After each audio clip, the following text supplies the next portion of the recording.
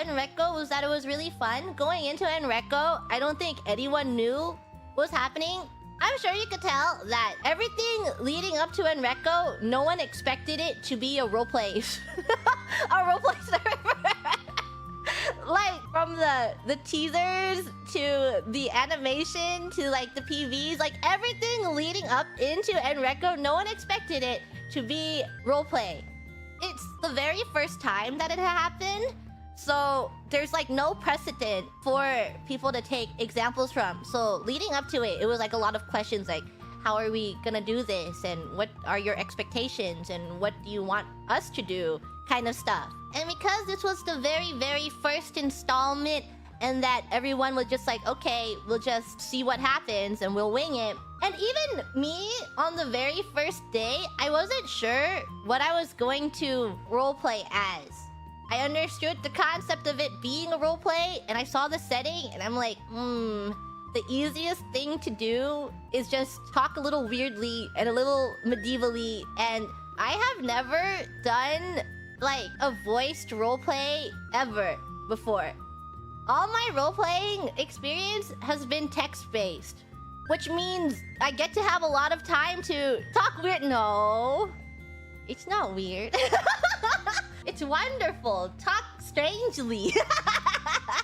So a lot of my knowledge comes from text RP.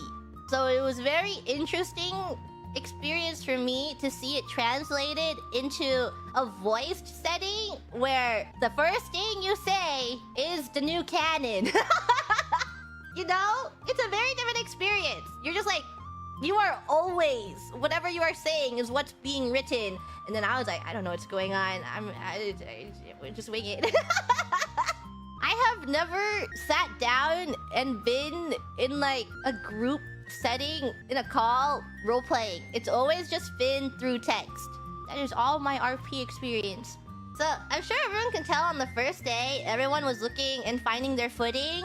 And then me going into it, my thoughts of the roleplay were that it does seem like, because everyone isn't really familiar with roleplay, everyone has like different varying experiences with RP, that I would go with a very, very, I don't know, very neutral character. A very supporting type character. In that I would just be a little extreme.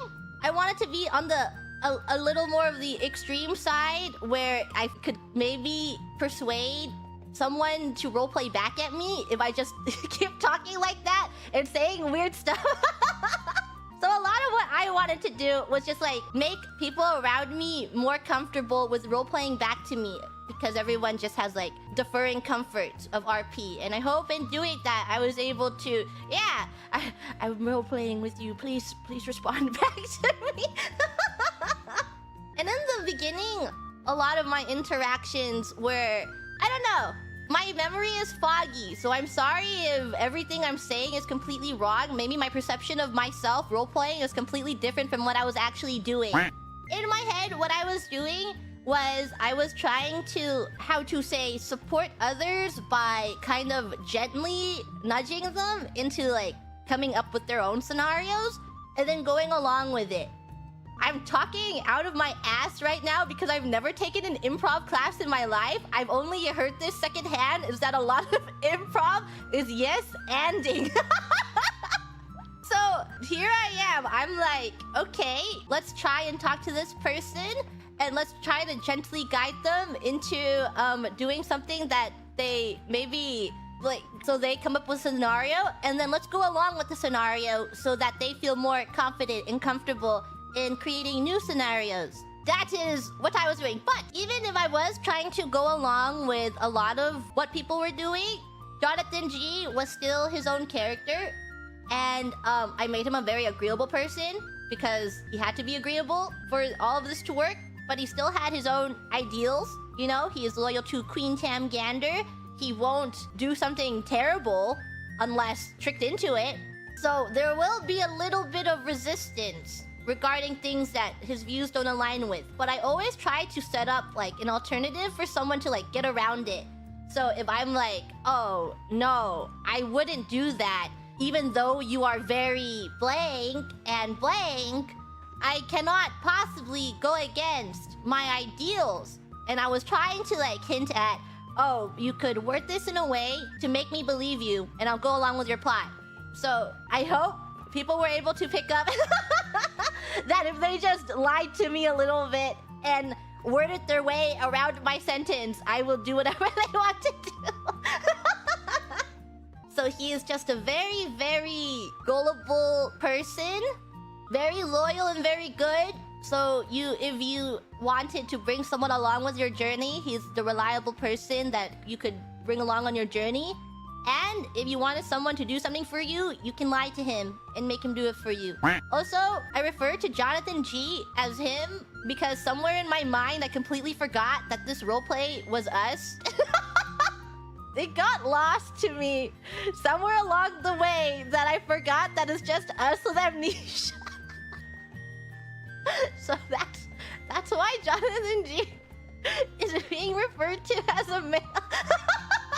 Because in my head, he's just a dude. But then when I think about ENReco as a whole, I'm like, actually, Jonathan G's just supposed to be me with amnesia.